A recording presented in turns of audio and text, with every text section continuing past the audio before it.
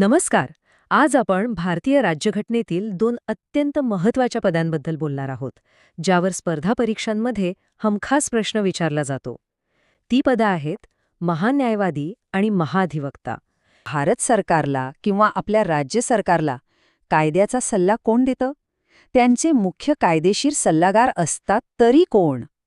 तर ह्या प्रश्नाचं उत्तर आहे, केंद्रासाठी म्हणजे संपूर्ण भारत सरकारसाठी असतात महान्यायवादी म्हणजेच अटॉर्नी जनरल, आणि आपल्या राज्यांसाठी असतात महाधिवक्ता म्हणजेच ॲडव्होकेट जनरल.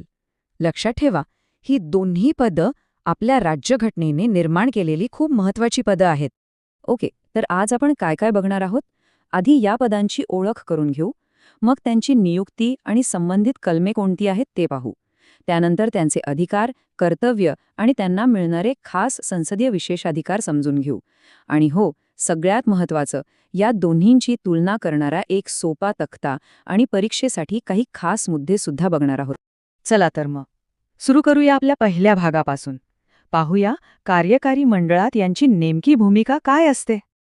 हे बघा, इथे एक गोष्ट लक्षात घ्यायला हवी. महान न्यायवादी हे फक्त देशाचे सर्वोच्च कायदा अधिकारी नाहीत, तर ते केंद्रीय कार्यकारी मंडळाचा म्हणजे युनियन एक्झिक्युटिव्हचा एक महत्त्वाचा भाग आहेत.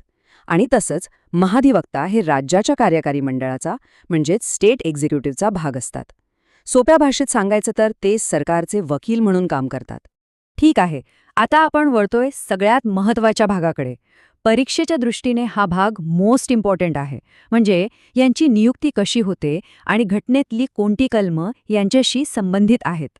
महान्यायवादी यांच्यासाठी आहे कलम 76. हा नंबर डोक्यात अगदी फिट करून ठेवा. आर्टिकल 76 म्हणजे अटॉर्नी जनरल. आणि महाधिवक्त्यांसाठी त्यांच्यासाठी आहे कलम 165. सो केंद्रासाठी 76 आणि राज्यासाठी 165. आता हे दोन्ही आकडे लक्षात कसे ठेवायचे याची एक सोपी ट्रिक सांगतो. केंद्रासाठी आहे कलम 76, बरोबर? आता यात जर तुम्ही 89 मिळवले तर उत्तर काय येतं? 165, जे आहे राज्याच्या महाधिवक्त्यांसाठीचं कलम. तर हा 89चा फरक लक्षात ठेवला की दोन्ही कलमं लक्षात राहतील. सोपी आहे की नाही आयडिया? चला, आता या तक्त्यावरून काही महत्त्वाचे फरक समजून घेऊया. नियुक्ती कोण करतं? महान्यायवादींची नियुक्ती करतात भारताचे राष्ट्रपती, तर महाधिवक्त्यांची नियुक्ती करतात संबंधित राज्याचे राज्यपाल. पात्रतेचं काय? महान्यायवादी व्हायला सर्वोच्च न्यायालयाचे न्यायाधीश होण्याची पात्रता लागते, तर महाधिवक्त्यांना उच्च न्यायालयाचे न्यायाधीश होण्याची. आणि कार्यकाळ? दोघांचाही कार्यकाळ घटनेत ठरवलेला नाहीये. ते राष्ट्रपती आणि राज्यपालांच्या मर्जीनुसार पदावर राहतात. आणि राजीनामा द्यायचा झाल्यास महान्यायवादी राष्ट्रपतींकडे देतात आणि महाधिवक्ता राज्यपालांकडे. ओके, आता पुढचा मुद्दा, यांची मुख्य कामं काय आहेत, म्हणजे यांचे अधिकार आणि कर्तव्य काय आहेत. सोपं आहे. दोघांचंही मुख्य काम आहे आपापल्या सरकारला कायदेशीर सल्ला देणं. महान्यायवादी राष्ट्रपतींनी सांगितलेल्या कायदेशीर बाबींवर भारत सरकारला सल्ला देतात आणि महत्त्वाचं म्हणजे सर्वोच्च न्यायालयात ते भारत सरकारची बाजू मांडतात. तसंच महाधिवक्ता हे राज्यपालांनी सांगितलेल्या कायदेशीर बाबींवर राज्य सरकारला सल्ला देतात. आता इथे एक खूप मोठा आणि महत्त्वाचा फरक आहे.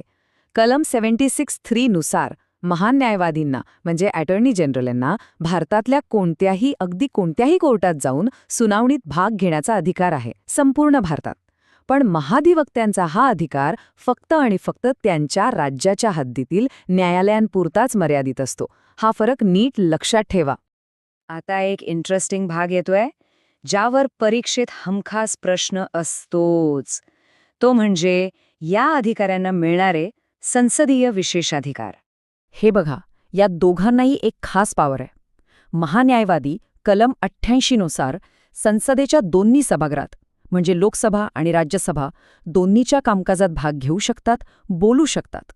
आणि महाधिवक्ता कलम 177 नुसार राज्याच्या विधिमंडळात भाग घेऊ शकतात. पण एक मोठी पण आहे इथे. ते कामकाजात भाग घेऊ शकतात, बोलू शकतात, पण मतदान करू शकत नाहीत. का? कारण ते निवडून आलेले सदस्य नसतात. आणि हो, त्यांना संसद सदस्य किंवा विधिमंडळ सदस्यांसारखेच सर्व विशेषाधिकार आणि संरक्षण मिळतं, ज्याची तरतूद कलम 105 आणि 194 मध्ये आहे. चला, आतापर्यंत आपण जे काही पाहिलं त्याची एका झटक्यात उजळणी करूया. हा तक्ता तुमच्या क्विक रिव्हिजनसाठी खूपच उपयोगी ठरेल. बघा, एका नजरेत सगळं स्पष्ट होईल. कलम महान्यायवादी 76, महाधिवक्ता 165. नियुक्ती राष्ट्रपती आणि राज्यपाल. कार्यकाळ दोघांचाही निश्चित नाही, अनुक्रमे राष्ट्रपती आणि राज्यपालांच्या मर्जीनुसार. मानधन राष्ट्रपती आणि राज्यपाल ठरवतात. भूमिका देशाचे आणि राज्याचे सर्वोच्च कायदा अधिकारी.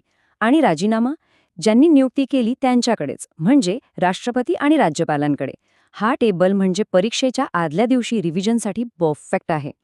आणि आता शेवटचा पण तितकाच महत्वाचा भाग, या पदांबद्दलच्या काही खास गोष्टी ज्या अनेकदा आपल्याला गोंधळात टाकतात. काही गोष्टी लक्षातच ठेवा. पहिलं म्हणजे यांचा कार्यकाळ, यांना पदावरून काढण्याची पद्धत, याबद्दल घटनेत काहीही लिहिलेलं नाहीये. दुसरं, हे पूर्णवेळ सरकारी कर्मचारी नाहीत.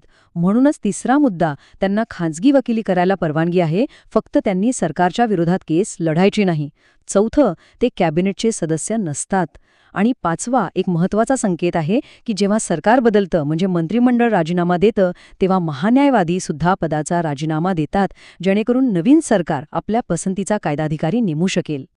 हे वाक्य बघा, किती अचूकपणे या पदाचं वर्णन करतं. ते सरकारी नोकर नाहीत, पण कार्यकारी मंडळाचा भाग आहेत. ते प्रायव्हेट प्रॅक्टिस करू शकतात, तरीही ते सरकारचे सगळ्यात मोठे वकील आहेत. ही जी दुहेरी भूमिका आहे ना, तीच या पदांना खास बनवते. आणि आता जाता जाता एक प्रश्न तुमच्यासाठी. विचार करा, कार्यकारी मंडळाचा भाग आहेत, पण पूर्णवेळ सरकारी नोकर नाहीत. अशी विचित्र रचना आपल्या घटनाकारांनी का केली असेल? कदाचित सरकारवर कोणा एका व्यक्तीचा प्रभाव न राहता त्यांना एक स्वतंत्र आणि निष्पक्षपाती कायदेशीर सल्ला मिळावा, हाच यामागचा उद्देश असेल का? यावर नक्कीच विचार करा.